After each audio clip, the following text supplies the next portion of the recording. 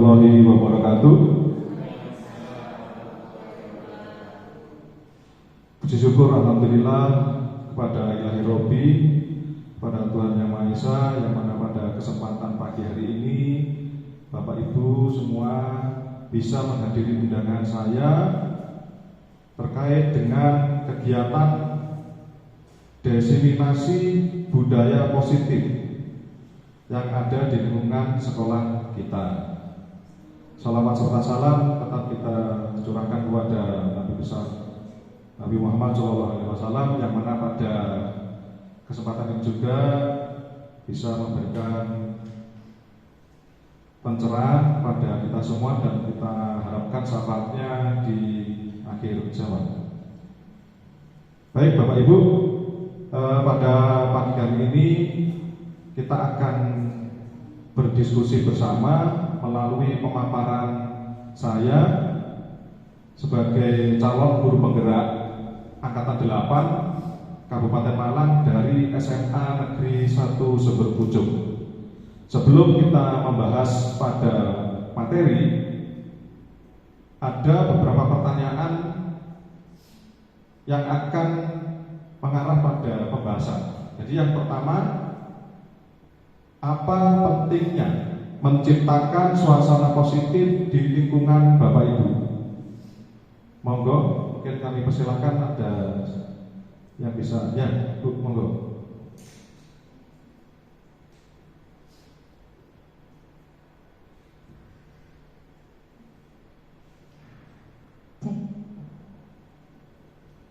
Terima kasih atas kesempatan yang diberikan.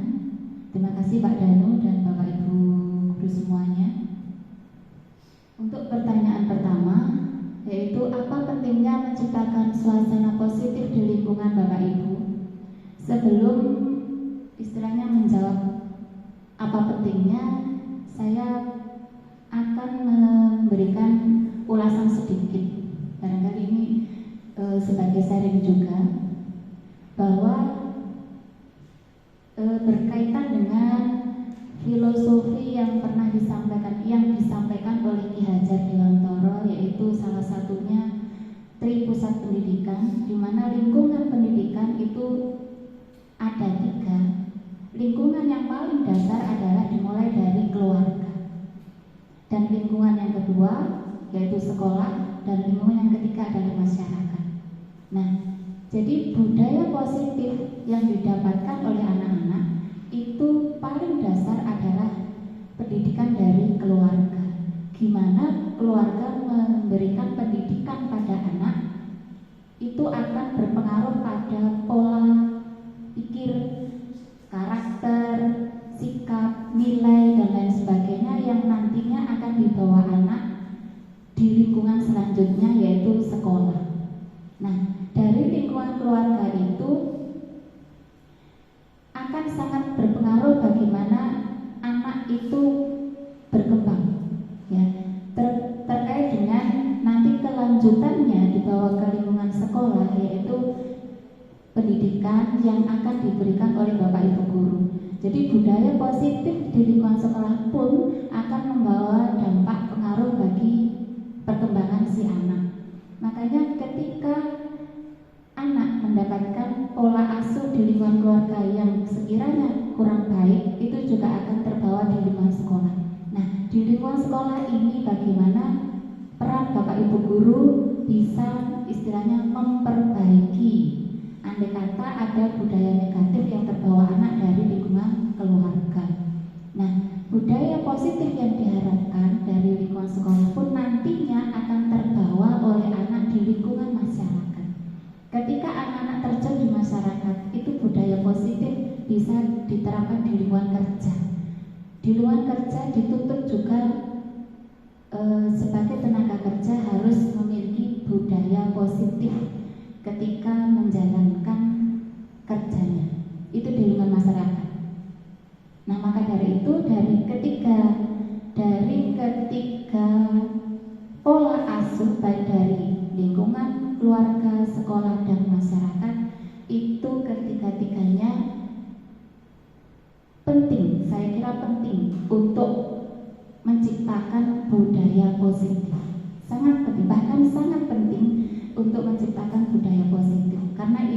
budaya positif akan sangat membentuk nilai karakter bagi si anak tersebut. Demikian respon dari saya. Ada kurang lebihnya mohon maaf. Terima kasih. Assalamualaikum warahmatullahi wabarakatuh.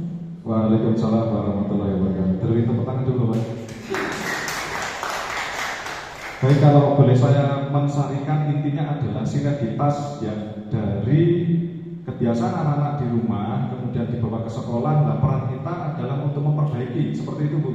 Kemudian akan dibawa kembali pada penerapan di masyarakat seperti itu, Bu. Baik, pertanyaan kedua, sebagai seorang pendidik dan atau pemimpin sekolah, bagaimana Bapak Ibu dapat menciptakan suasana positif di lingkungan selama ini? Monggo, oke Bu Rima, monggo. Assalamualaikum warahmatullahi wabarakatuh.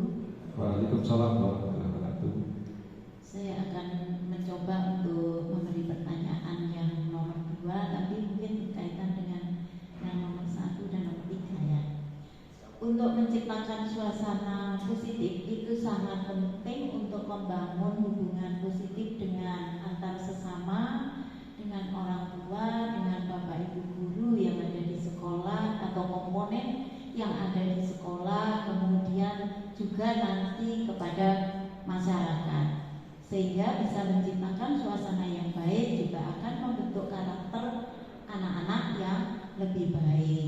Nah, kemudian sebagai contohnya kita harus memberi suri tauladan yang apa yang disampaikan oleh Bapak Ki Hajar Dewantoro, bahwa menurut Bapak Ki Hajar Dewantoro yang pertama itu adalah ingarson sungtulodo.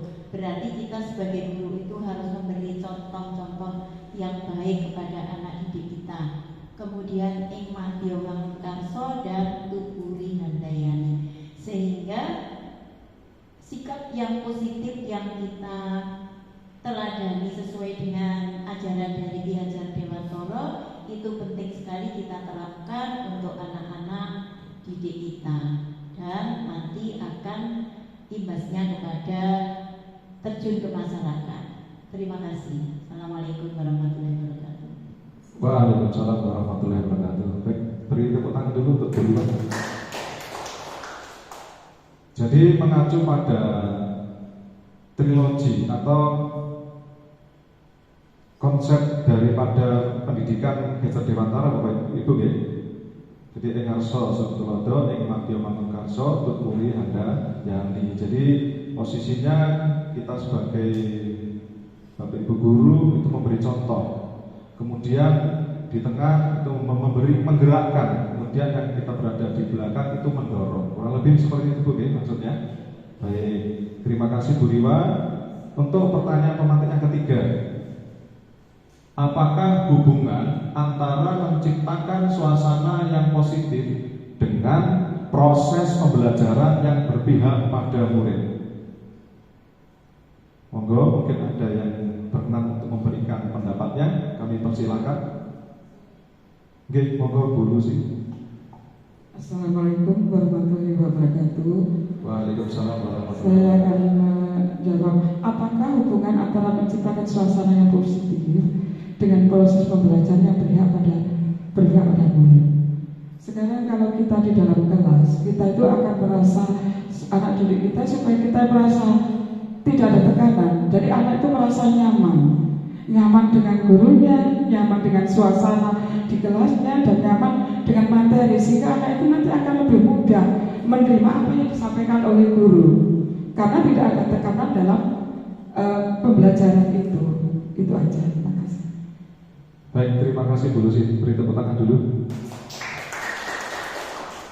Jadi Bu Lucy menekankan bahwa hubungan menciptakan suasana nyaman ya pada proses pembelajaran itu penting sekali, karena nanti akan berpengaruh pada setiap tahap murid itu belajar.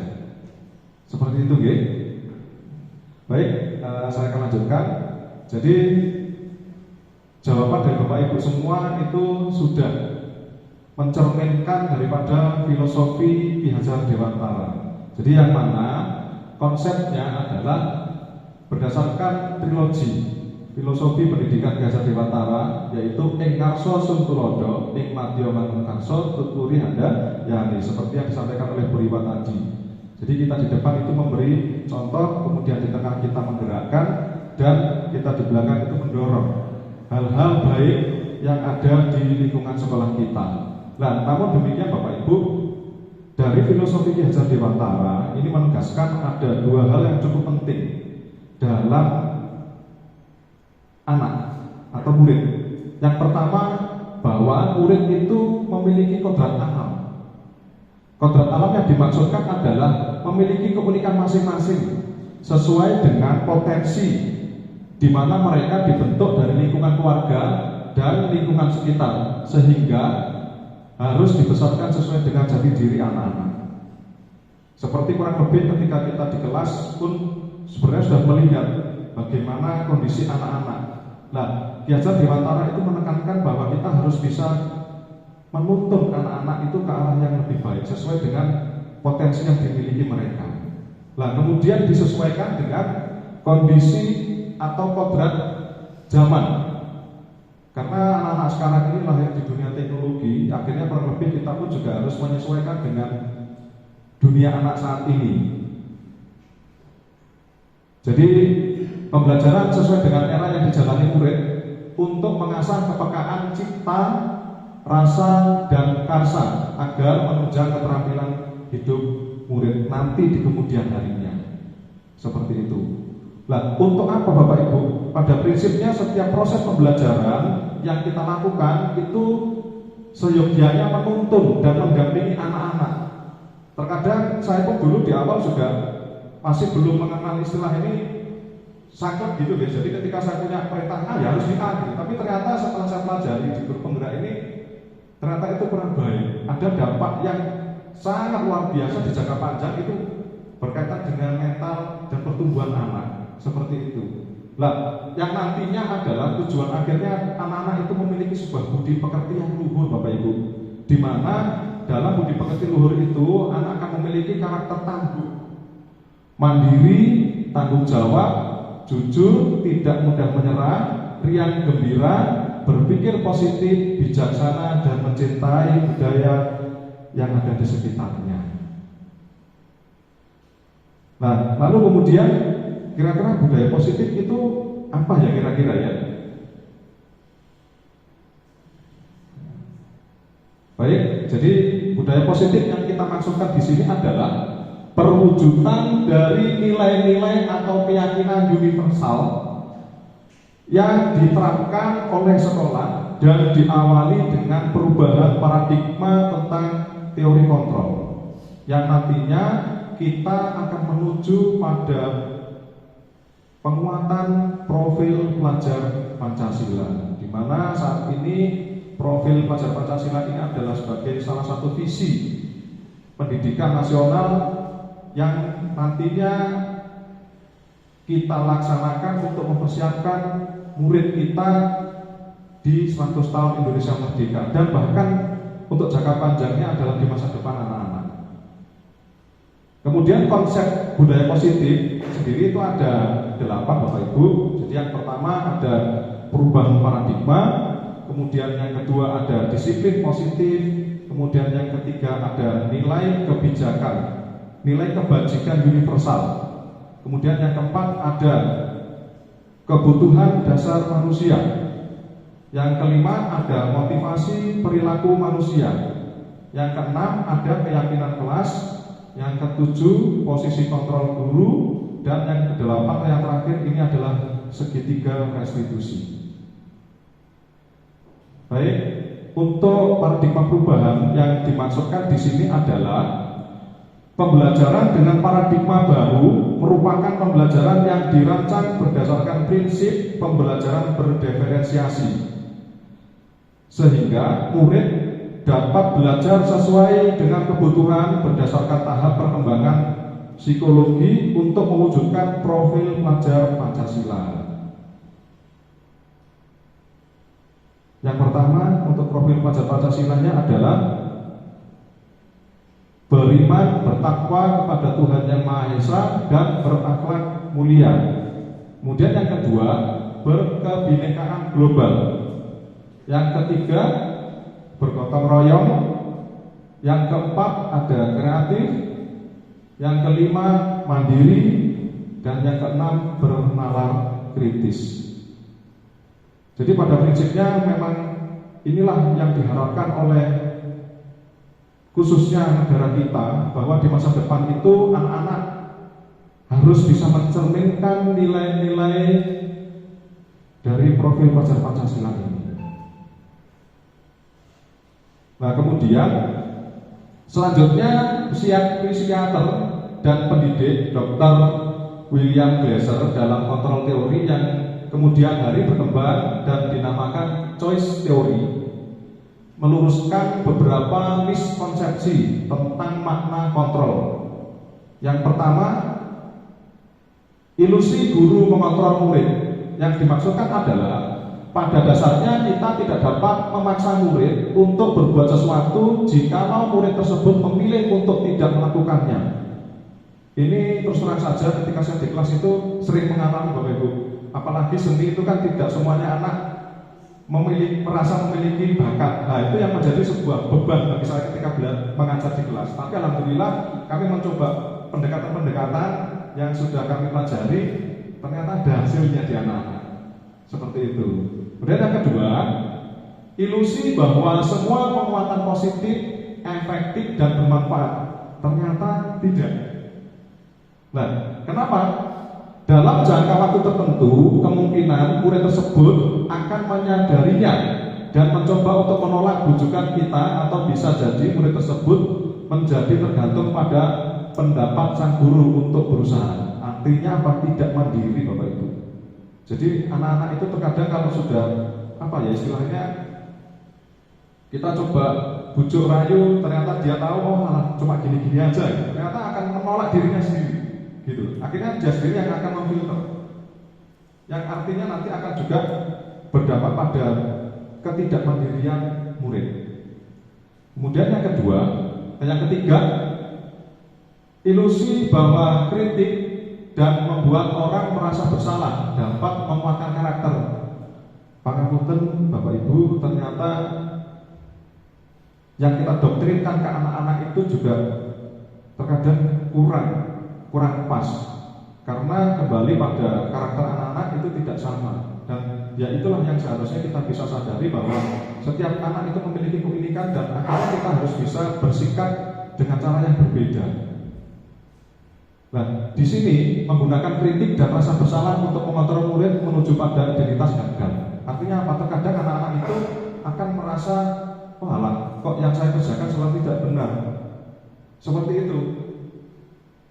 Nah, akhirnya apa? Anak-anak merasa tidak percaya diri, dan dari situlah awal daripada kegagalan perkembangan anak.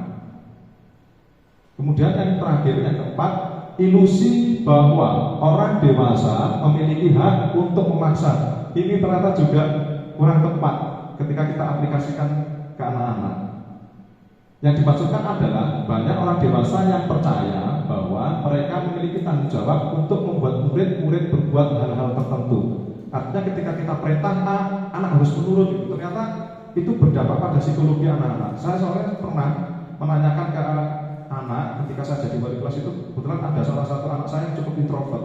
Akhirnya saya coba pendekatan, ternyata memang di rumah itu tidak diperlakukan dengan baik. Jadi cenderung dipaksa dan cenderung akhirnya dimarah-marahi ketika si anak itu tidak mau menuruti kata orang tuanya. Ternyata itu berdampak pada kejiwaan anak-anak. Seperti itu Bapak Ibu. Nah kemudian bagaimana penerapan disiplin positif? Nah, sebelumnya bahwa disiplin itu berasal dari bahasa Latin discere, artinya belajar, kemudian berkembang istilahnya menjadi disiplina atau disebut dengan pengajaran pelatihan yang mengacu pada disiplin diri yang bertanggung jawab atas apa yang dilakukannya berdasarkan nilai-nilai yang diyakini. Pangapunten Bapak Ibu, terkadang ketika kita berhadapan dengan banyak orang, ketika kita mencoba untuk berpendapat terus kemudian kita mungkin bisa jadi tidak diterima atau malah justru kita dipojokkan, itu akhirnya kita cenderung untuk menarik diri dan cenderung akhirnya apa? Menutup diri. Nah, ketika dalam proses pembelajaran itu akan berdampak pada ketidak bisa berkembangnya potensi anak. Seperti itu Bapak Ibu. Kemudian disiplin positif yang kami maksudkan adalah salah satu cara penerapan disiplin yang bertujuan untuk menumbuhkan kesadaran dan memberdayakan murid tanpa imbalan, ancaman, dan bahkan hukuman. Dan terus bagaimana Pak cara menanganinya? Nanti di akhir kita akan bahas. Baik, kita lanjutkan dulu ya. Nah, tujuan kita sebagai pendidik adalah menciptakan murid yang memiliki disiplin diri dengan mengacu pada nilai-nilai kebajikan universal dan memiliki motivasi intrinsik dalam perubahan perilaku lebih baik. Jadi kita mencoba untuk menimbulkan motivasi dalam diri anak-anak. Nah, inilah yang menjadi PR kita bersama Bapak Ibu.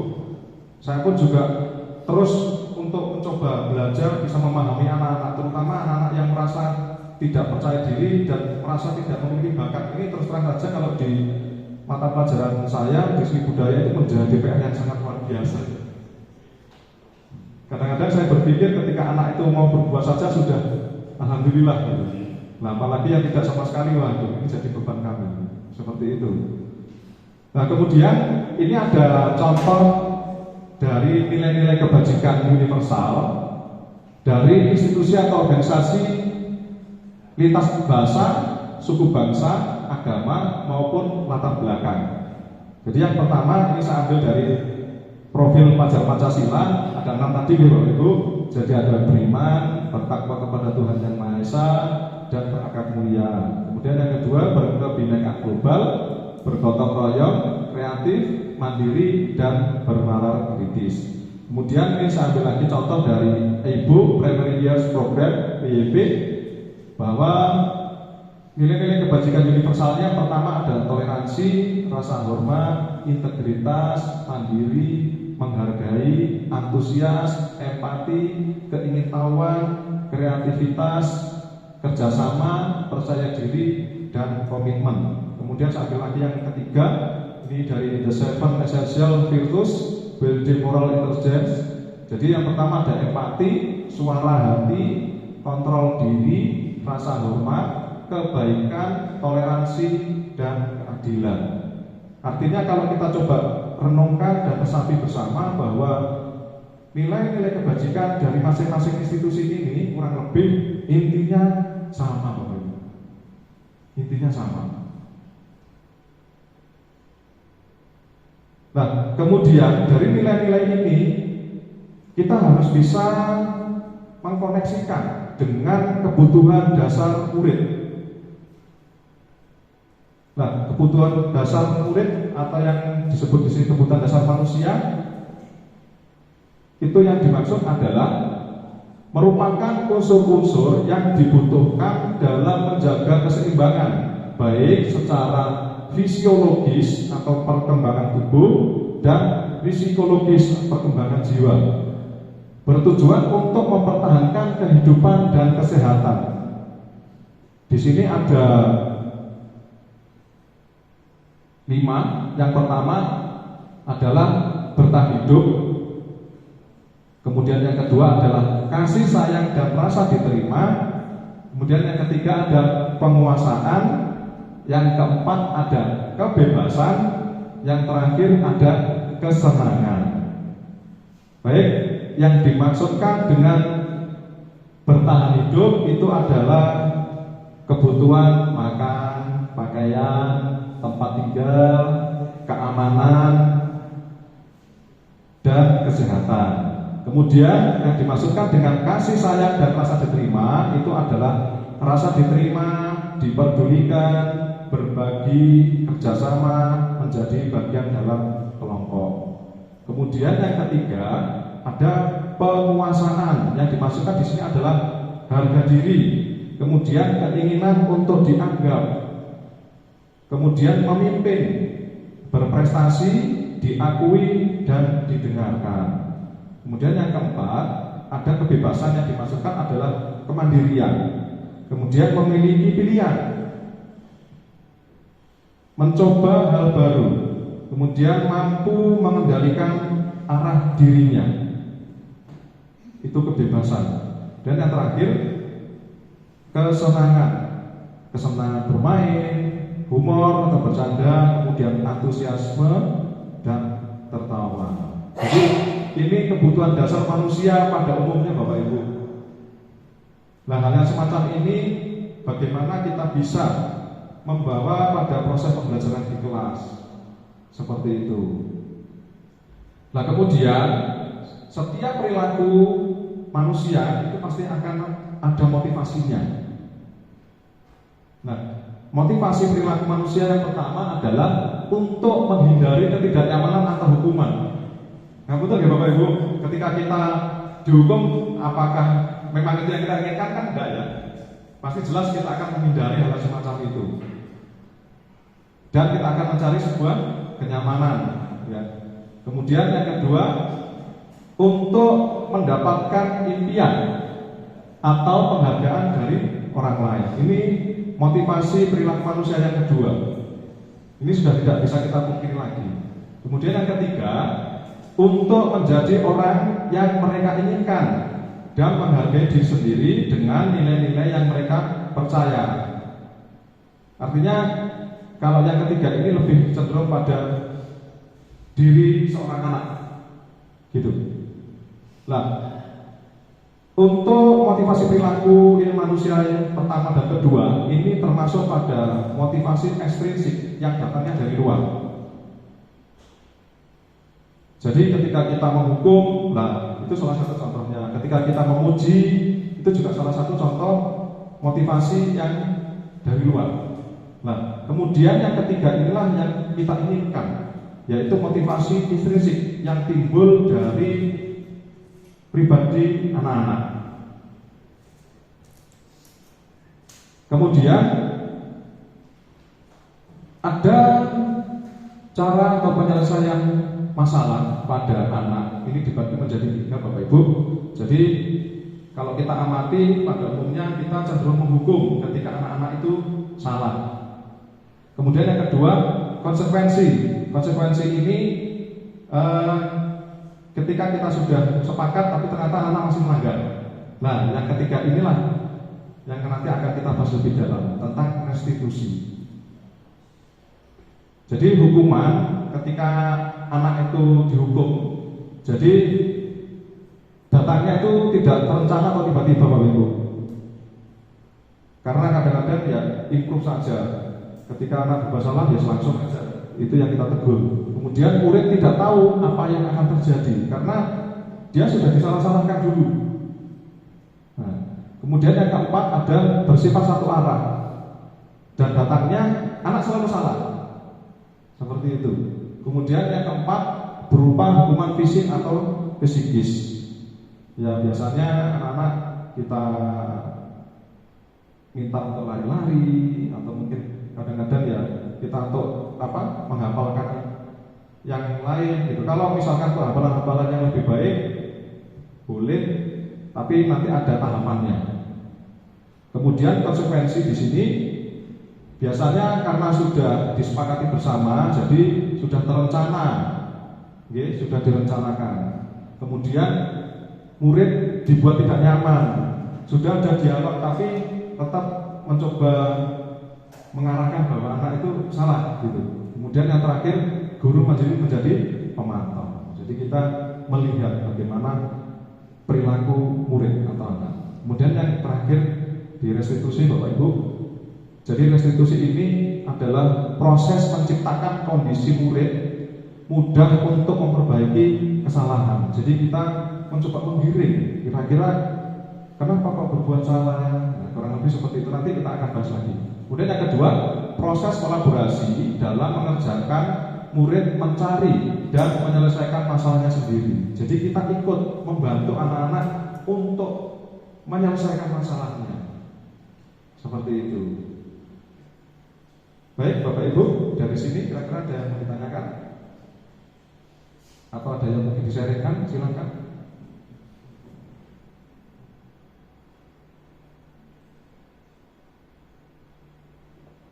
Monggo.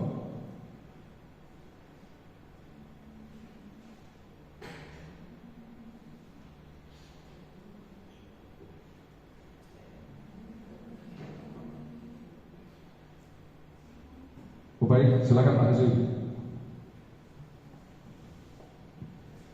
Cik. Terima kasih kesempatannya Pak Danu. Di sini saya ingin menanyakan, tadi disampaikan terkait seperti itu tidak ada hukuman, tidak ada ancaman dan yang lain sebagainya. Dalam kali ini saya baru menjadi anggota tatib ya. Jadi kalau tidak ada hukuman, ancaman dan seperti itu, mungkin kiranya mungkin tadi konteksnya utamanya ada di dalam pembelajaran di kelas. Apakah hal yang semacam itu perlu 100% kita bawa untuk di konteks ini tatib, ataukah kita hanya perlu men-screening aja bahwa hal-hal tersebut diusahakan, tapi ketika memang sudah pada tahap tertentu di mana siswa itu tadi kan harus sesuai dengan nilai-nilai atau apa yang mereka inginkan. Yang jadi masalah adalah ketika keinginan mereka itu keluar dari konteks benar salah secara umum, baik secara agama, baik secara moral atau adab atau norma yang berlaku di masyarakat. Apakah kita harus benar-benar zero hukuman, ancaman itu tadi, atau dimungkinkan untuk masih ada ruang-ruang untuk melakukan hal yang semacam itu? Itu mungkin sekian pertanyaan dari saya. Terima kasih. Baik, tepuk tangan untuk Pak Sajud. Pertanyaan sangat luar biasa Pak Sajud ya. Nah, jawabannya ini Bapak Ibu. Jadi dari pertanyaan Pak Sajud yang berkaitan dengan hukuman itu apakah ditiadakan? Iya, tapi dengan cara kita merubahnya. Nah, bagaimana merubahnya Bapak Ibu? Jadi kita harus membuat sebuah keyakinan kelas. Di awal sekolah pasti memiliki sebuah peraturan. Nah, dari peraturan itu kita turunkan, kita breakdown ke kelas menjadi sebuah keyakinan, di mana keyakinan kelas itu akan menjadi motivasi anak-anak untuk selalu diingat dan untuk selalu bisa dilaksanakan. Nah, ketika anak itu berbuat salah, kita kembalikan lagi pada keyakinan kelasnya. Nah, kemudian mengapa keyakinan kelas? Mengapa tidak peraturan kelas saja Bapak Ibu? Baik, ini kurang lebih jawabannya.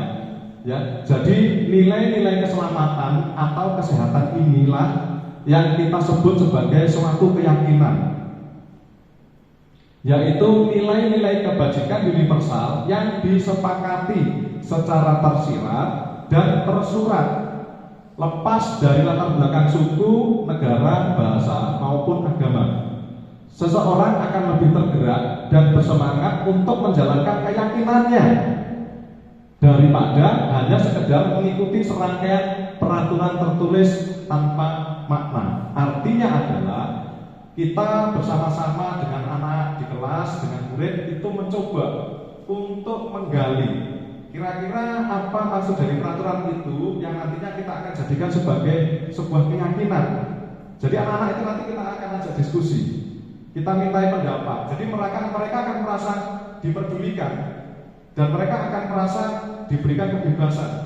Dan dari situ akan nanti terbentuk sendiri bahwa inilah anak-anak, ini kewajibanmu untuk belajar. Itu tanpa harus kita minta, tanpa harus kita dorong. Ya, karena semua sudah kita sepakati di awal. Dan itu kita jadikan sebagai keyakinan kelas. Nah, ketika anak-anak nanti mungkin membuat salah, ya tinggal tanyakan, ayo kemarin keyakinan kelas yang kita sepakati apa? Ya memang semua butuh proses dan butuh waktu Bapak Ibu, tapi hal-hal yang kecil seperti inilah yang kita lakukan. Karena saya dulu juga pernah jadi murid. Nah, terus terang saja Bapak Ibu, saya lebih nyaman dengan Bapak Ibu guru yang bisa memberikan penjelasan, bisa memberikan pengarahan kepada saya dibandingkan dengan Bapak Ibu guru, maaf ya, yang sakok harus gini. Ternyata ya ini saya cerminkan pada pribadi saya ketika saya dulu jadi murid seperti itu. Nah, dampaknya apa? Itu ternyata sampai sekarang saya bawa. Sampai sekarang saya bawa, termasuk ada salah satu pernyataan almarhum, mohon maaf Bapak Ibu, yang saya masih ingat sekali dan tidak bisa lupa. Almarhum Bapak Ibnu Harsoyo, dulu juga guru saya. Jadi ketika saya pada saat tes psikologi, hasilnya adalah 80 nilainya saya, dan itu tidak direkomendasikan masuk bahasa IPA maupun IPS. Tapi entah kenapa pada momen beliau menyatakan itu kok pas. Jadi saya juga suka sepak bola. Waktu itu akhirnya beliau juga pelatih sepak bola. Jadi beliau tiba-tiba mendekati saya. Entah kenapa beliau langsung intinya berbicara panjang lebar, tapi intinya gini, Mas, saya percaya bahwa hasil tesmu itu ke depan bisa berubah. Saya awalnya menjawab tidak, karena saya merasa sudah tidak ada harapan untuk saya bisa berbuat lebih baik lagi. Ternyata beliau malah justru menyatakan hal yang terbalik, Bapak Ibu. Jadi beliau malah justru memberikan motivasi pada saya. Itu pandangan yang keliru, Mas, kurang pas. Ya, ketika manusia itu mau belajar, ketika manusia itu mau memperbaiki dirinya, ketika nanti dites lagi itu pasti akan ada perubahan. Kalau nggak percaya buktikan, dan itu saya buktikan sampai sekarang. Alhamdulillah saya bisa sampai seperti ini juga salah satunya dari kata-kata bijaknya Pak Ibnu. Seperti itu, Bapak Ibu. Sampai sekarang saya nggak bisa hilang. Kadang malah saya pun juga di rumah ketika ada banyak masalah yang tak sabar, malah kadang-kadang salah satunya termasuk orang tua dan Pak Ibnu. Seperti itu. Baik, jadi inilah gambaran daripada apa yang kita sampaikan ke anak-anak itu ternyata berdampak sangat luar biasa di masa depan mereka. Nah, terus kemudian bagaimana cara membentuk keyakinan kelas, Bapak Ibu? Jadi keyakinan kelas itu memang sifatnya abstrak, kita bisa gali dari peraturan salah satunya, kemudian dari lingkungan sekitar, kemudian dari kebiasaan anak-anak sekitar. Nah, disinilah Pak Saju jawaban, salah satu jawaban lagi ya. Jadi ketika anak-anak itu menginginkan sesuatu hal yang menyimpang daripada nilai-nilai kebajikan yang ada di profil pelajar Pancasila tadi, kewajiban kita adalah mengarahkan. Maka dari itu kita harus bisa bernegosiasi, kita harus bisa berkolaborasi dengan anak-anak. Kita harus bisa memberikan penjelasan, karena anak sekarang itu tidak diberi penjelasan. Saya pun di kelas ketika mengajar seni pun juga sama. Jadi tak kasih materi gini pasti, loh Pak, ini kok maksudnya gini, ini maksudnya gimana Pak, kok gini maksudnya gimana. Nah, itulah yang dimaksudkan bahwa anak itu harus kita ajak untuk berdiskusi, berdialog, bekerja sama, dan berbagi. Seperti itu ya Bapak Ibu. Kemudian yang kedua, berupa pernyataan universal. Jadi tidak mengikat atau merujuk ke suatu hal apapun. Intinya adalah bagaimana cara kita mendampingi anak-anak itu agar mereka bisa timbul motivasi dalam dirinya dari kebiasaan-kebiasaan yang mereka lakukan, yang mungkin itu juga menyimpang. Nah, itulah yang akan kita arahkan untuk bisa menjadi lebih baik. Kemudian yang ketiga, dibuat dalam pernyataan positif. Jadi harus menjadi sebuah motivasi. Seperti tadi, mau belajar pasti akan meningkat, pasti akan berkembang kalau mau belajar. Misalnya seperti itu, tapi nanti akan diperhalus lagi kata-katanya. Kemudian simple agar lebih mudah diingat. Jadi tidak usah yang panjang-panjang gitu. Karena saya amati anak-anak sekarang itu keterbatasan daya ingat itu sudah mulai menurun, Bapak Ibu. Karena saya sering ketika belajar di kelas, anak-anak saya beri materi dengan praktek, kecenderungan dia akan lebih banyak mayoritas memilih praktek. Karena setelah saya coba cari tahu, ya setelah diskusi itu memang ingatannya agak pendek. Jadi mereka lebih senang untuk bereksperimen dan mengeksplorasi dirinya. Kira-kira aku bisa apa ya? Kemudian yang kelima, sesuaikan dengan kondisi kelas dan sekolah. Kemudian yang keenam, melibatkan seluruh warga sekolah atau kelas wajib dalam perbuatannya. Artinya kita harus bisa berkolaborasi bersama, kita bekerja bersama, dan akhirnya kita membuat sebuah kesepakatan bersama, dan itulah yang akan kita jadikan sebagai keyakinan yang akan membawa pribadi kita menjadi lebih baik lagi. Yang terakhir, bersedia meninjau kembali keyakinan kelas dari waktu ke waktu. Bisa jadi sudah tidak relevan karena perkembangan anak akan selalu dinamis seperti itu ya. Baik Bapak Ibu, kita akan lanjutkan lagi. Jadi dalam dalam prosesnya kita harus memahami bahwa posisi kontrol seorang guru itu menentukan bagaimana perkembangan murid di kelas maupun di masa depannya nanti. Jadi yang pertama, ketika kita sebagai seorang guru penghukum, seorang guru menghukum bisa menggunakan hukuman fisik maupun verbal. Kemudian yang kedua, posisi kontrol guru yang kedua adalah pembuat merasa bersalah. Yang dimaksudkan adalah akan menggunakan keheningan yang membuat orang merasa tidak nyaman, bersalah atau rendah diri. Seperti yang saya katakan tadi, bahasanya halus tapi langsung ke hati. Nah, terkadang kita lepas kontrol. Nah, anak-anak itu akhirnya lagi-lagi parah gitu. Nah, memang sulit loh. Saya pun juga masih belajar.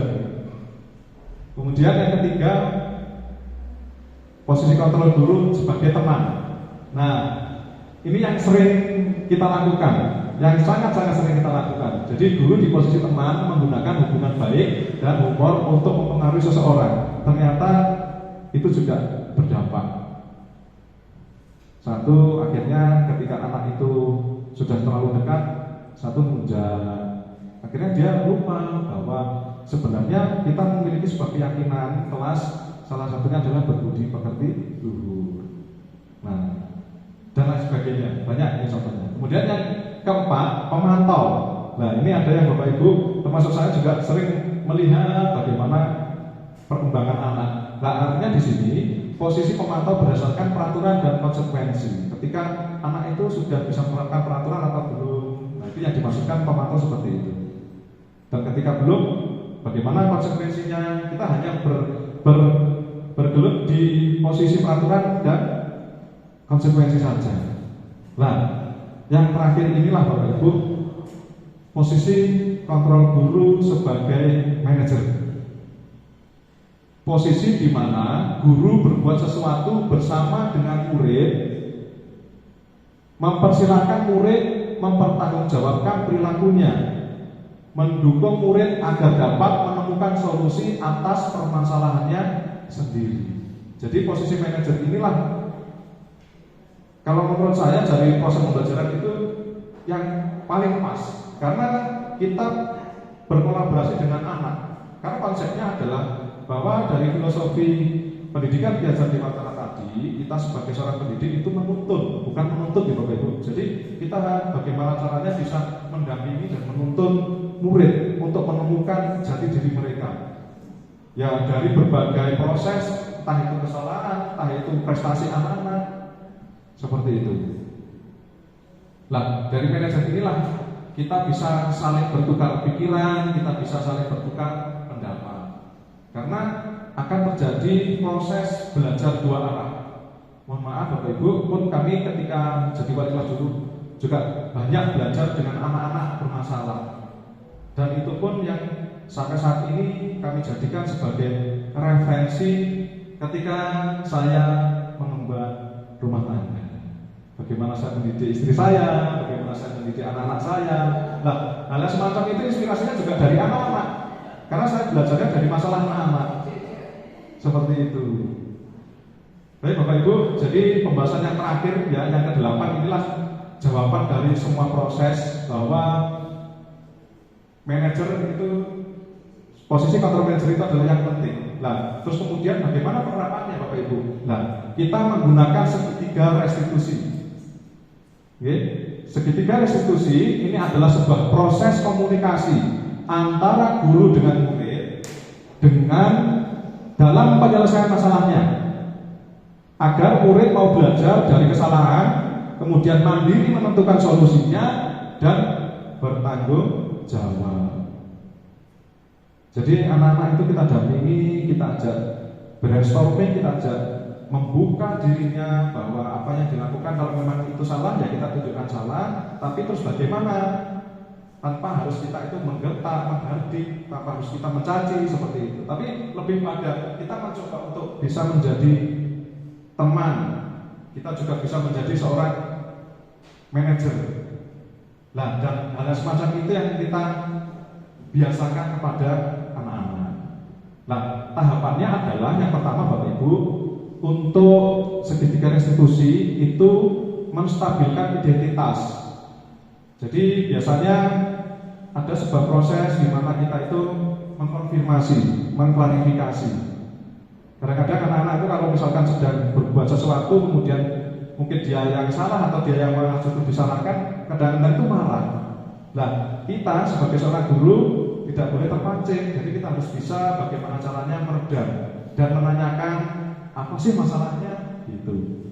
Nah, setiap orang pasti pernah melakukan kesalahan. Setiap orang itu, karena kita adalah manusia yang tidak sempurna.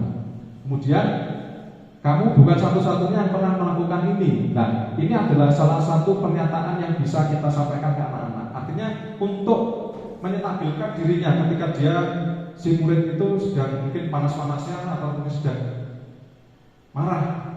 Nah, kemudian baru pada tahap yang kedua, validasi tindakan yang salah. Nah, ini pertanyaannya bisa kamu tentu punya alasan mengapa melakukannya. Jadi kita harus tanya kepada anak.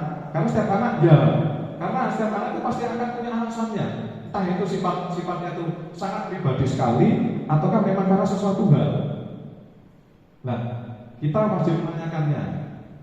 Kemudian yang kedua, ini pertanyaannya adakah cara yang lebih efektif untuk mendapatkan apa yang kamu butuhkan? Mungkin ada cara yang lebih baik lagi. Jadi kita mengarahkan anak-anak dan biar supaya mereka itu membuka diri dan mau belajar. Kemudian yang ketiga, menanyakan keyakinan. Nah, inilah kita akan kembalikan pada proses awal di mana kita tadi sudah menyepakati keyakinan kelas yang kita rancang bersama. Jadi keyakinan kelas apa yang telah kita sepakati. Jadi kita ingatkan kembali, kita flashback kembali. Kita ingatkan ke sana. Kemudian kamu ingin menjadi orang yang seperti apa? Ini sudah saya lakukan ke anak-anak. Tapi kalau yang setelah ini saya tampilkan ini memang sebuah proses contoh ya Bapak Ibu. Nah, tapi nanti ketika di lapangan Bapak Ibu bisa membolak-balikkan dari tahapan segitiga restitusi ini. Pada prinsipnya ketika kita mencoba untuk melakukan dari setiap tahap ini, kita akan bisa melihat bagaimana pandangan dan bagaimana anak itu akan memecahkan masalahnya secara mandiri. Baik Bapak Ibu, ini akan saya tampilkan salah satu contoh yang sedikit kaku ya. Ini adalah salah satu praktik saya ketika membuat praktek segitiga restitusi.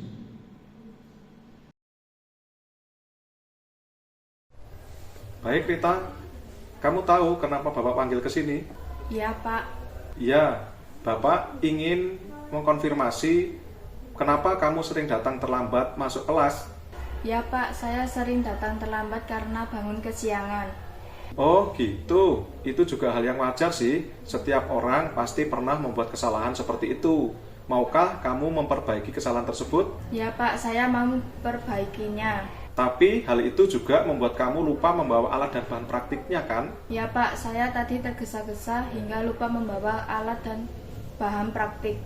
Kalau begitu, mari kita cari untuk solusi masalah ini Rita. Baik Pak. Rita sering datang terlambat, pasti punya alasan. Coba disampaikan ke Bapak, apa alasannya? Karena saya sering begadang dan akhirnya saya bangun kesiangan. Kamu tahu kan keyakinan kelas yang telah kita sepakati bersama? Ya Pak, tahu. Menurut kamu, keyakinan kelas apa yang sering kamu langgar? Disiplin Pak. Apakah menurutmu disiplin itu penting? Penting Pak.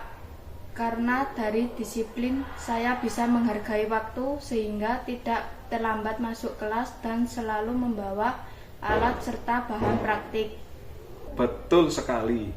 Karena menghargai waktu itu sangat penting. Manfaatnya seperti pekerjaan kita tidak menumpuk dan hidup disiplin membuat kita tidak tergesa-gesa sehingga melupakan alat dan bahan praktik pada hari ini. Ya Pak, saya menyesal sudah sering terlambat dan saya minta maaf karena sering terlambat dan tidak membawa alat serta bahan. Iya Rita, sikap yang sangat baik telah kamu lakukan untuk meminta maaf. Menurut kamu, apa yang harus kamu lakukan agar tidak datang terlambat lagi? Saya akan lebih cepat tidur, tidak begadang lagi, dan menyiapkan seluruh kebutuhan sekolah lebih awal. Oke Rita, kamu sudah menemukan solusinya. Dan saya juga akan bekerja sama dengan orang tua kamu agar tidak datang terlambat lagi. Terima kasih ya, selamat belajar dan semangat untuk hari-harimu di sekolah.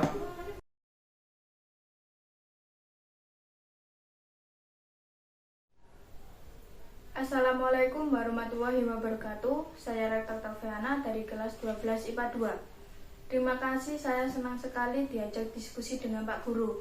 Saya akan lebih disiplin lagi agar bisa menghargai waktu dan tidak akan datang terlambat lagi, serta tidur lebih awal, tidak begadang, dan menyiapkan kebutuhan sekolah lebih awal. Baik, itu contoh praktiknya Bapak Ibu. Pangapunten, karena tidak biasa drama jadi kaku. Nah, ya itu, karena bukan pemain sinetron. Jadi pada intinya kita mencoba untuk mengarahkan untuk anak-anak mengenal jati dirinya sendiri. Intinya di situ.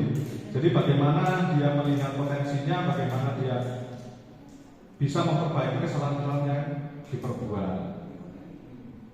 Monggo Bapak Ibu, mungkin ada yang mau disampaikan lagi, silakan Pak Mayan. Assalamualaikum warahmatullahi wabarakatuh. Waalaikumsalam warahmatullahi wabarakatuh. Terima kasih atas waktu yang diberikan. Mohon maaf sebelumnya. Mungkin di sini saya menyampaikan hal yang sifatnya adalah sharing atau konsultasi alias curhat gitu. Dimana saya tadi mencermati tentang pembentukan keyakinan kelas. Kenapa tidak peraturan kelas? Nah ini kan pada saat penyusunannya tentu dengan kesepakatan bersama gitu ya. Nah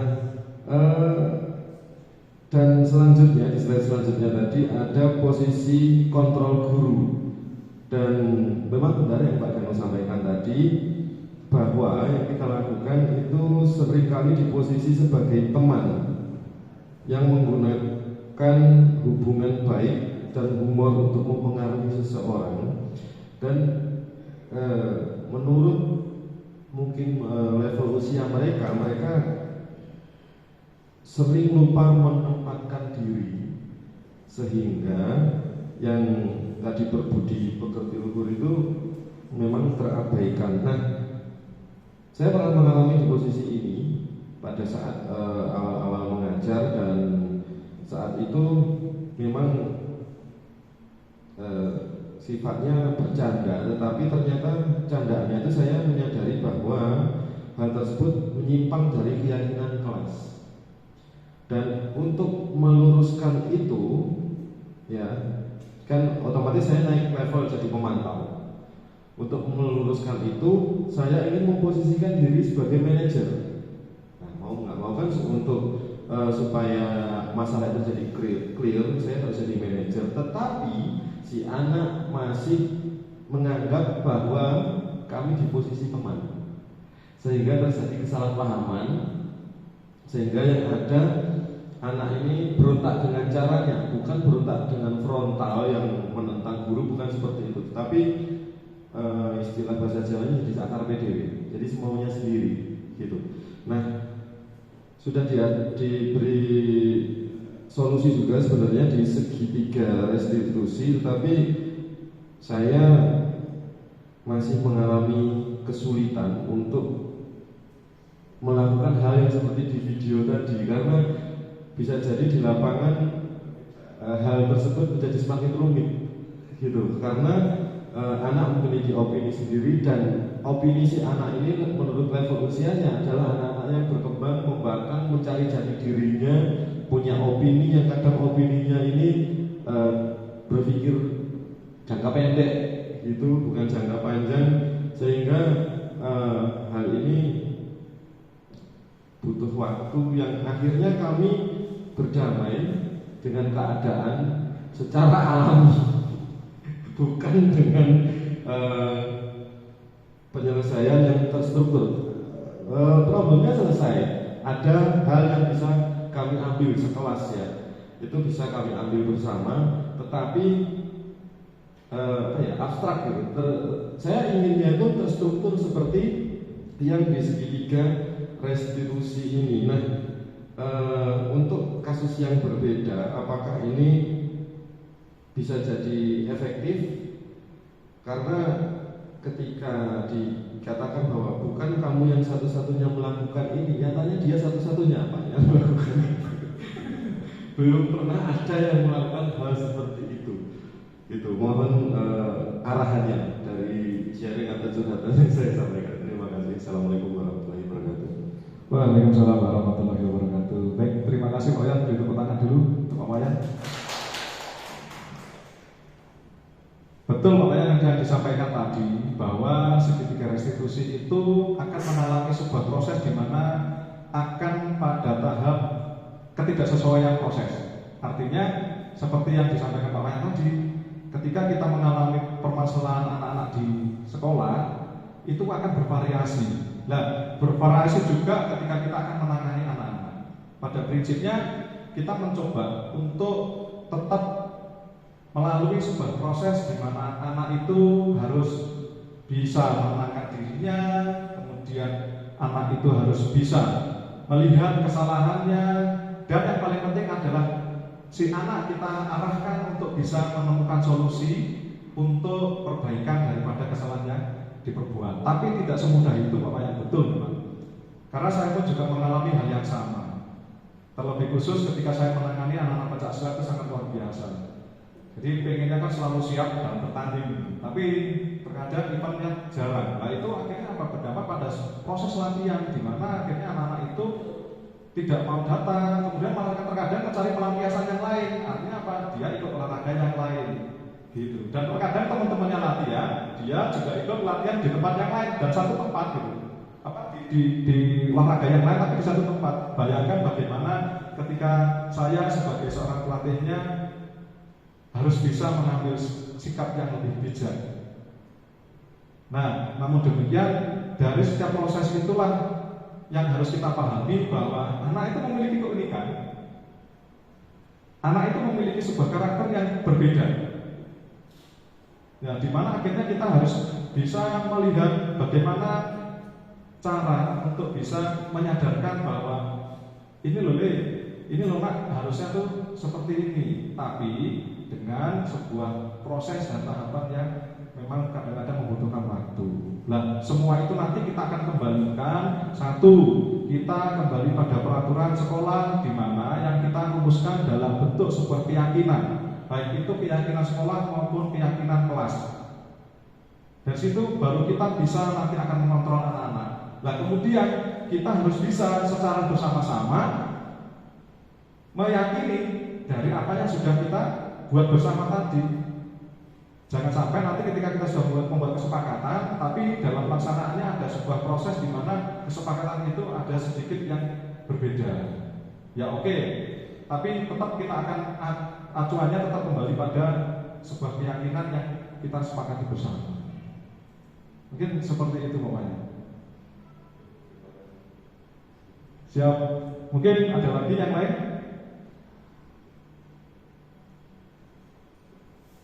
Nah, apa-apa kita sambil belajar. Karena setiap kali panjenengan menyampaikan masalah itu adalah salah satu proses belajar saya. Di mana saya pun juga ada tahap menganalisis masalahnya dan kemudian bagaimana saya harus mengambil sikap seperti itu. Jadi, monggo kita sharing, kita berbagi. Oh ya, monggo boleh. Terima kasih. Mungkin saya juga sepemahaman dengan Pak Wayan. Penerapan budaya positif, kita fokuskan pada lingkungan sekolah aja. Itu sebenarnya tidak semudah yang kita bayangkan. Utamanya dari segi aksi. Kemarin pernah disampaikan di presentasi sebelumnya dan tadi harus menerapkan aksi, jangan hanya halusinasi ya. Ya. Jadi penerapan budaya positif khususnya di sekolah itu perlu adanya pembiasaan yang itu nanti akan terbawa menjadi suatu ketetapan. Saya sebenarnya sepakat dengan tadi ada istilah keyakinan kelas ya. Saya lebih sepakat pada kesepakatan barangkali, tapi artinya sama sebenarnya, cuma beda makna. Nah, di mana di lingkungan sekolah itu realitanya itu kan banyak sekali siswa dengan berbagai macam karakter dan juga berbagai macam permasalahan.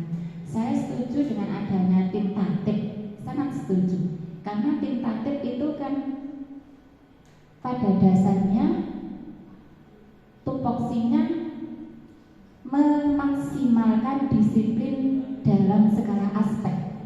Contohnya kelengkapan keseragaman itu aja dan lain sebagainya. Dan meminimalisir adanya pelanggaran-pelanggaran. Itu jadi saya sangat setuju sekali dengan adanya tatip. Nah, makanya dari itu dengan adanya punishment atau hukuman yang diberikan pada siswa yang bermasalah, itu saya sangat setuju dengan adanya hukuman. Tapi kan melihat kadarnya hukuman itu seberat apa, dan hukuman itu saya kira wajib diberikan dengan tujuan untuk pembelajaran. Jadi bukan hukuman yang istilahnya membuli siswa. Jadi hukuman yang diberikan itu hukuman yang memberikan pembelajaran yang membuat siswa akhirnya merasa jerah dengan apa yang sudah dibuatnya. Misalnya hal sekecil dimulai dari masuk sekolah dengan penerapan pembiasaan 5S barangkali. Salam, senyum, sapa, sopan dan santun. Nah, biasanya kita sudah melihat ketika anak-anak datang di sekolah sudah salim, sudah salam, sudah sama sapa sama bapak ibu gurunya. Itu sudah bagus dan itu harus terus berkelanjutan, jangan hanya berhenti, karena kalau tidak berkelanjutan itu nanti sudah tidak bisa membentuk karakter anak. Tapi kalau diterapkan dengan berkelanjutan, akhirnya anak-anak terbiasa dengan itu dan timbul anak-anak sopan santun. Itu penerapan 5S. Masuk ke kelas barangkali ada kesepakatan keyakinan kelas tadi. Salah satunya misalnya terlambat masuk kelas 5 menit barangkali atau 10 menit terlambat masuk kelas. Kesepakatan kelasnya jika terlambat dari kesepakatan kelas, siswa diberikan hukuman misalnya menghafalkan, menyanyikan lagu Nusantara, lagu daerah. Itu sudah penerapan P5 Bhinneka Tunggal Ika barangkali gitu. Menyanyikan lagu daerah. Nah, itu kan suatu pembelajaran juga. Oh, nanti kalau saya terlambat, saya harus siap-siap lagu daerah apa yang saya nyanyikan, barangkali gitu Pak. Jadi anak-anak kan punya semangat untuk belajar juga, yang biasanya nggak bisa lagu daerah, akhirnya karena terlambat mau nggak mau dia harus belajar lagu bahasa daerah. Nah, makanya dari situ, saya sangat setuju sekali dengan adanya keyakinan atau kesepakatan kelas yang imbasnya adanya hukuman yang positif bagi siswa itu. Saya kira seperti itu yang di sekitar saya ini. Terima kasih Pak. Baik, beri tepuk tangan dulu pada Bali. Mau masuk di lanjut Bu? Ya. Oke, monggo. Terima kasih Pak Danu. Ini juga pengalaman saya juga membentuk kesepakatan yang tahun-tahun kemarin. Itu juga mungkin ini ya juga saya senang sekali sama Bapak Danu ini diundang untuk belajar bersama ini. Meskipun saya sudah tua, tapi saya ingin terus belajar. Nah, kemudian pengalaman saya kemarin itu pertama saya masuk kelas itu kan membentuk struktur organisasi kelas. Setelah membentuk struktur organisasi kelas, terus saya membuat kesepakatan sama anak-anak. Kesepakatan itu tidak hanya terjadi pada anak-anak saja, tapi juga anak-anak minta apa kepada saya. Nah, gitu. Misalnya ya, kalau Bu Riwa telat 5 menit jam kosong, begitu katanya anak-anak. Jadi saya begitu, waduh saya harus nanti dihukum sama anak-anak. Nah, saya berusaha untuk supaya tidak telat. Tapi saya juga bilang begini, loh kan saya ini juga nanti misalnya ada undangan dari kepala sekolah untuk koordinasi atau rapat. Misalnya saya telat bagaimana? Kalau tidak memberitahu lewat grup, pokoknya jam kosong berikutnya. Gitu anak-anak. Akhirnya ya saya patuhi dan anak-anak yang dibuat kesepakatan, misalnya kalau terlambat, apa hukumannya? Saya serahkan kepada anak-anak. Jadi anak-anak membuat janji sendiri, terus saya suruh ngetik, saya suruh laminating. Jadi saya pasang di kelas, ya saya pasang di kelas. Jadi saya nggak usah bilang. Kalau misalnya anak-anak itu terlambat, tahu sendiri hukumannya. Terus kalau misalnya saya menerangkan anak-anak main HP, tidak saya suruh untuk mendownload misalnya, lah itu apa hukumannya? Misalnya anak-anak traktir, disepakati traktir anak-anak satu kelas, misalnya menraktir kue senilai berapa. Lah itu juga dijalankan sama anak-anak. Jadi saya tidak membuat peraturan-peraturan lagi. Anak-anak dengan sadar dengan apa yang dijanjikan pertama kali masuk itu akhirnya ditepati. Dan akhirnya kesepakatan itu juga saya sampaikan kepada grup wali murid, sehingga wali murid itu tahu anaknya. Terus karena apa? Karena kalau tidak dibentuk, tidak diketahui oleh wali murid, misalnya hukumannya itu ada yang hukumannya itu push up juga ada. Nanti kalau saya pikir kalau terjadi sesuatu terhadap anak itu, misalnya belum makan kok disuruh push up sama teman-temannya, nah itu kalau tidak saya sampaikan kepada wali murid, takutnya saya yang dilaporkan seperti yang Bapak Ibu guru yang lain yang menghukum secara fisik. Tapi saya mengarahkan hukuman itu adalah hukuman yang bisa merubah tingkah laku, tidak hukuman yang memberatkan anak-anak yang nanti bisa buat cedera anak-anak. Itu jadi yang mungkin berat-berat itu saya diskusikan lagi,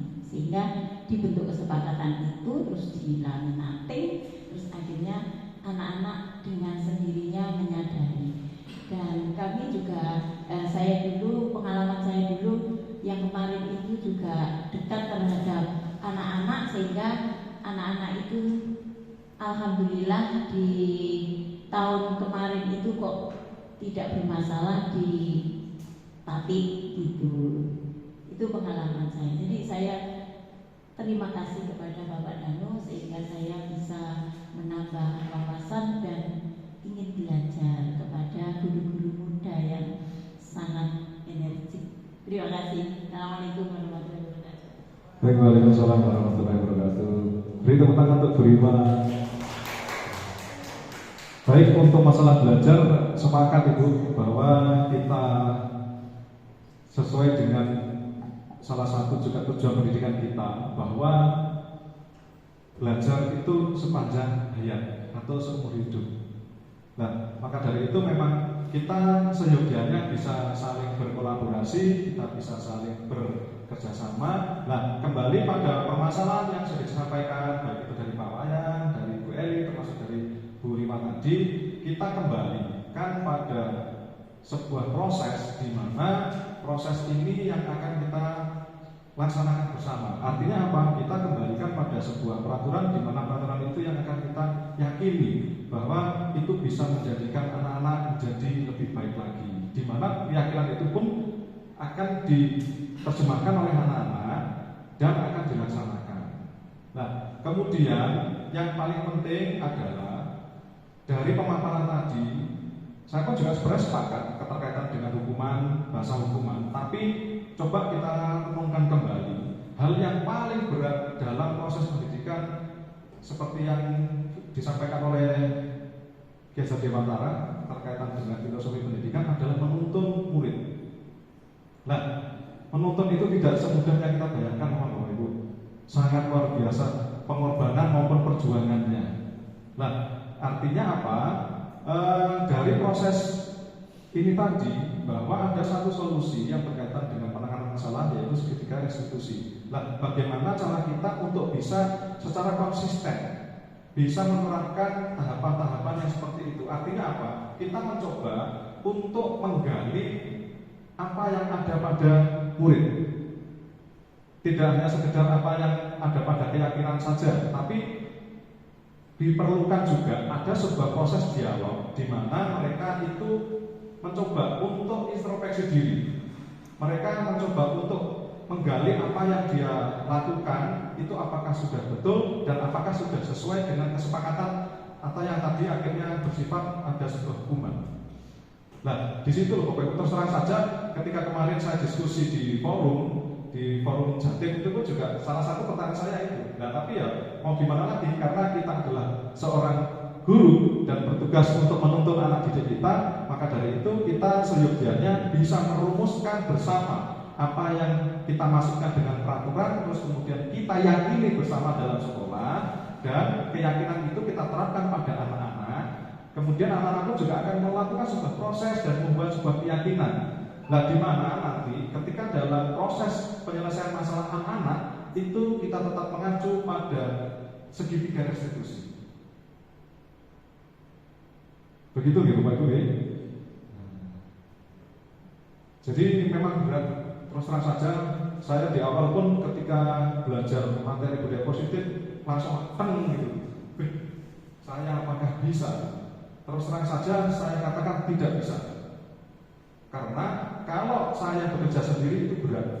Tapi kalau kita bisa bekerja sama, kita bisa berkolaborasi bersama, saya yakin itu akan menjadi lebih baik lagi. Dalam arti dari pengalaman-pengalaman ini nanti kita biasakan untuk sharing, untuk kita berbagi hal-hal positif, di mana itu nanti kita akan bisa jadikan sebagai referensi pembelajaran kita. Selepas daripada nanti ada program guru penggerak dan lain sebagainya Bapak Ibu ya.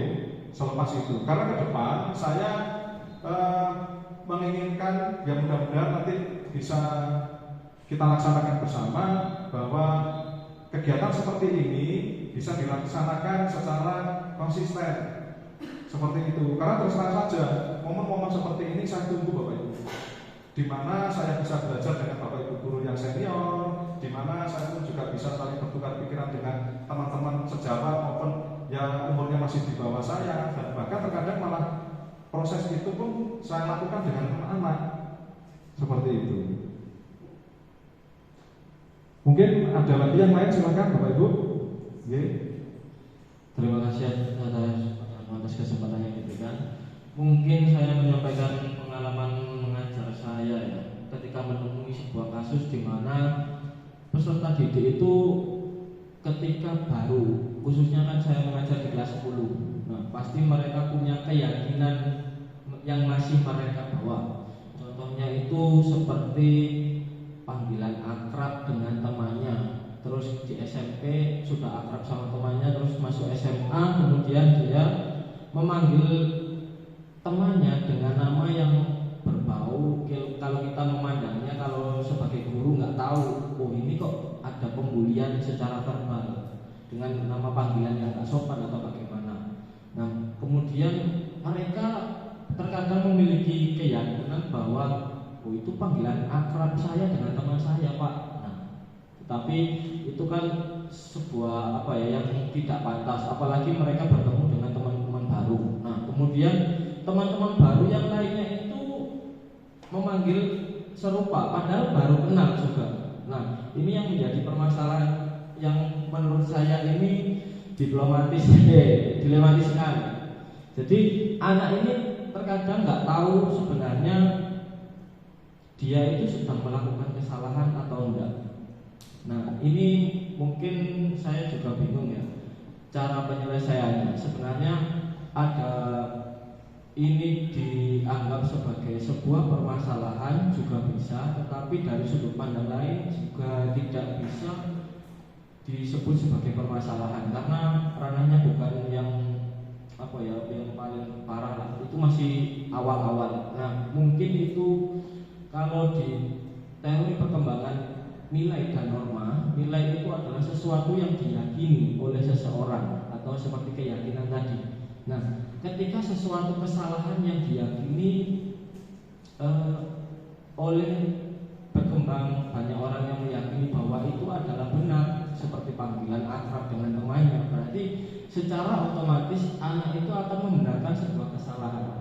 Nah, di sini kan saya tadi juga bingung, Pak Danu menjelaskan tentang bagaimana cara kita menunjukkan bahwa anak itu salah, tetapi anak itu biar belajar, begitu ya, biar belajar dari kesalahannya. Tetapi ketika ditunjukkan kesalahan, ini akan menjadi masalah yang bisa jadi salah, bisa jadi enggak.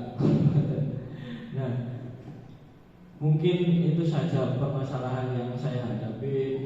Mohon pencerahannya. Ya, terima kasih. Baik, terima kasih tepuk tangan Bapak Yusuf. Jadi ternyata banyak sekali ya kalau kita menggali masalah itu sangat luar biasa. Sampai pada tingkat di mana ketika kita memanggil sesama teman itu terkadang ada panggilan yang kurang baik dan bahkan itu sebenarnya juga tidak layak untuk kita dengarkan, kan seperti itu ya Pak Yusuf. Secara sederhana gini, ini pun juga saya pernah mengalami di anak-anak. Pada prinsipnya kita kembalikan pada keyakinan lagi. Karena yang kita yakini itu adalah yang baik, kan gitu. Dari situ kita bisa memberikan sebuah arah bahwa ketika di sekolah, tolong tidak dibiasakan dengan menyebut nama-nama yang mungkin tidak layak tadi. Nah, namun demikian, apakah terus kemudian mereka bisa melaksanakan? Pertanyaan gitu. Terkadang tidak. Nah, kita harus bisa melihat flashback kembali ke belakang, bagaimana latar belakang keluarganya, bagaimana kondisi keluarganya, ataukah malah justru dari keluarganya pun mendukung. Nah, ini yang bahaya. Karena saya pernah mengalami Bapak Ibu, jadi anak itu berbuat salah, malah justru orang tuanya mendukung salahnya. Waduh, akhirnya mentah. Ketika kita sudah memberikan sebuah pengertian, kita sudah mencoba memberikan sebuah pemahaman, dimentahkan sama orang tuanya, gitu. Dan di depan anaknya lagi, kita bisa membayangkan bagaimana upaya kita untuk bisa mengarahkan anak-anak, tapi ternyata malah justru di lingkungan keluarganya pun tidak dibentuk seperti itu. Nah, sebenarnya begini, ketika kita menangani sebuah permasalahan, itu kita lihat kadarnya memang betul. Kalau memang kompleks, kita harus bisa melihat bagaimana latar belakang keluarga dan bagaimana lingkungannya, karena di situ akan paling menentukan. Anak-anak jam sekolah hanya kurang lebih 8 jam. Selebihnya aktivitasnya ada di rumah dan di lingkungan masyarakat. Nah, di sini kita harus bisa berkolaborasi dengan orang tua wali seperti yang disampaikan oleh Bu Rima tadi. Jadi kita memang harus bisa berkomunikasi dengan beliaunya. Termasuk yang saya lakukan di awal tadi saya sempat cerita bahwa saya juga mengalami hal yang sangat luar biasa di salah satu anak. Tapi memang akhirnya ya kami mencoba untuk memberikan sebuah pendekatan kepada orang tua. Lagi-lagi akhirnya pendidikan itu tidak ke anak tapi juga ke orang tuanya lagi. Nah, maka dari itu butuh sebuah sinergitas di mana kita itu harus bisa saling merasa memiliki, saling bisa bersinergi, di mana nantinya kita akan membentuk sebuah iklim yang lebih positif lagi. Dan itu memang tidak mudah kalau tidak dimulai dari diri kita sendiri. Seperti itu. Oke. Monggo, mungkin ada lagi.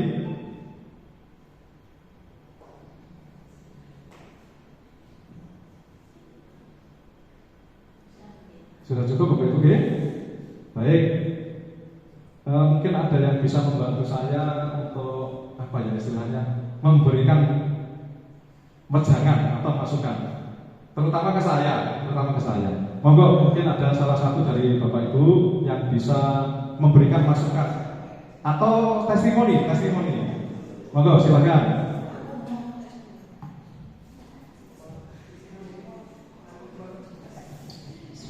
Assalamualaikum warahmatullahi wabarakatuh. Sebetulnya kalau dikatakan beliau jangan gak pantas, aku kok muncul Pak Wayan yang sepuh, aku orang sepuh kok. sepuh sidik. 3 tahun lagi saya pensiun. Pertama-tama saya ucapkan selamat kepada Pak Danu yang paling tidak sudah membawa nama SMA Negeri 1 Sumber Pucung untuk menjadi salah satu guru penggerak angkatan ke-8 ya Pak Danu. Mudah-mudahan dengan adanya Pak Danu yang sudah menjadi calon guru penggerak di kabupaten ini, mudah-mudahan nanti disusul lagi oleh anak-anak saya semua, yaitu baik yang sudah PN, P3K, mudah-mudahan yang masih GTT juga nanti segera bisa diangkat dan juga bisa menambah lagi CPG calon guru, CGB calon guru penggerak di SMA Sumber Pucung yang akan meramaikan guru penggerak khususnya.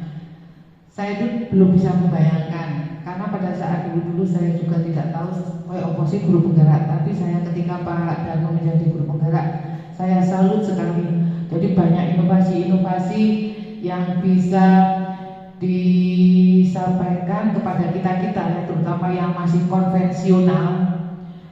Kenapa saya katakan konvensional? Karena saya adalah angkatan-angkatan yang sudah rodok tuek-tuek seperti dulu sana, saya Budi Wahyati. Jadi dalam cara mengajar seperti yang tadi disampaikan, dalam menghukum, dalam memberi motivasi dan lain sebagainya masih ya seperti itu, seperti orang-orang tua pada umumnya.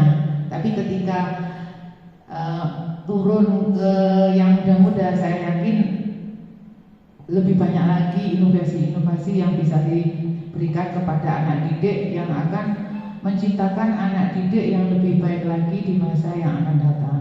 Amin. Mudah-mudahan Pak Danu sukses terus dan membawa atau menularkan ilmu-ilmunya kepada terutama anak yang muda-muda. Itu nggak mungkin Pak Danu. Jadi kepada yang muda-muda yang P3K, yang Pak Wayan yang PNS, mudah-mudahan Pak Wayan juga segera menyusul.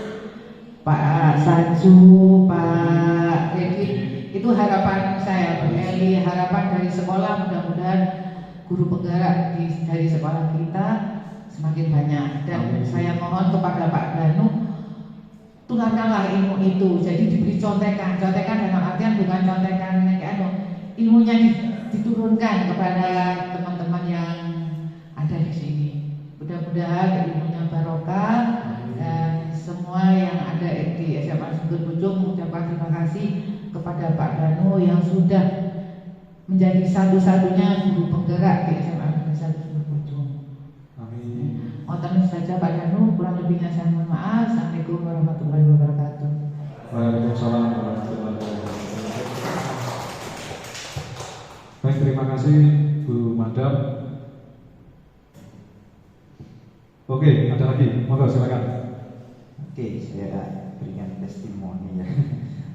Jadi setelah apa yang disampaikan Pak Dan tadi itu memperkuat pendapat saya bahwa memang nampaknya memang harus budaya dengan cara yang positif ya, karena dari didikan yang saya terima awalnya saya terdidik dengan cara diberi hukuman dan ini, tapi hukumannya bukan hukuman fisik, memang lebih banyak coba diajak bicara dengan secara hati. Maksud saya didikan selama saya kecil, orang tua saya mendidik saya memang seperti itu. Jadi dengan apa yang disampaikan sekarang itu memperkuat saya bahwa memang jadi memang seperti itu harusnya. Jadi bukan lagi dengan marah-marah yang tanpa arah yang jelas seperti itu. Jadi terima kasih Pak Danu atas apa yang disampaikan, itu akan membuat saya coba untuk lebih berubah, untuk mengarah ke bagaimana memberikan hukuman. Dalam hal ini mungkin ke depan saya akan perlu banyak memberikan hukuman, tapi tidak dengan hukuman yang seperti dulu lagi, tapi dengan cara yang memberikan budaya positif yang mungkin istilahnya bukan hukuman, jadi ada konsekuensi atau jadi konsekuensi semacam itu. Terima kasih atas ilmunya, sangat bermanfaat bagi saya. Assalamualaikum warahmatullahi wabarakatuh.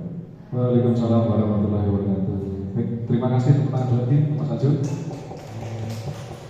Baik, Bapak Ibu, tidak terasa ternyata sudah di penghujung akhir pertemuan kita hari ini.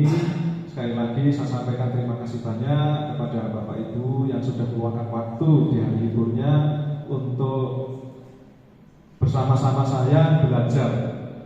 Terus terang saja di sini saya tidak menggurui, tidak, tapi saya mencoba untuk berbagi, dan begitu juga sebaliknya ada umpan balik dari Bapak Ibu, dan itu adalah sebuah proses belajar bagi saya. Terima kasih, semoga ke depan SMA Negeri 1 Seluruh Pucung tercinta ini bisa menjadi lebih baik lagi. Kita bisa mengantarkan anak-anak menjadi apa yang diinginkan sesuai dengan jati diri anak-anak.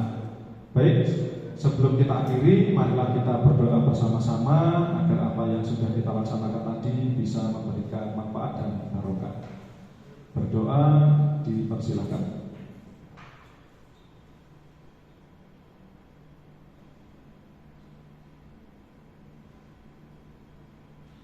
Berdoa tidak pernah selesai, tapi dicukupkan. Baik, terima kasih banyak Bapak Ibu. Saya akhir cukup sekian. Wassalamualaikum warahmatullahi wabarakatuh. Iya dong. Kemarin lupa.